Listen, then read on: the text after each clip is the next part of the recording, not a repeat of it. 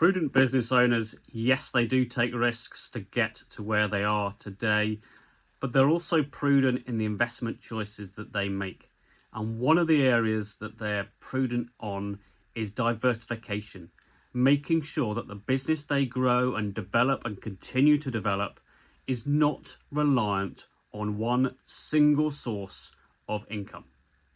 I say income, but there are four major factors that I think everyone needs to bear in mind to make sure that you haven't got all your eggs in one basket, so to speak. Because if you were to drop that basket and smash all your eggs, what would happen to you? In the latest blog that I've prepared for you, in this article, I go through the four key areas that I believe you should focus on. Give some attention for your business. In fact, I'll ask you to rank yourselves to determine where you need to start first. So those four areas: how reliant are you on one particular client or product? If you're over reliant on one source of income, consider the worst. If you were to lose that one client that represented the majority of our income, what would happen to your business and the people within it?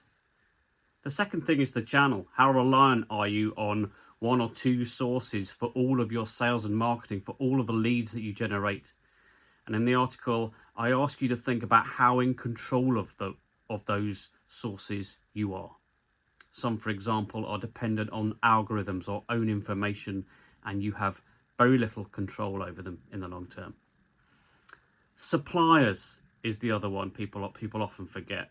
So if you're reliant on a particular product or to deliver your product or service, have you got continuity of supply? Have you got an alternative supply you can go for, or a contingency should it not be available?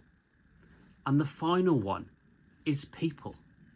That includes both business owners like you. So how reliant are you? How reliant on your business is you?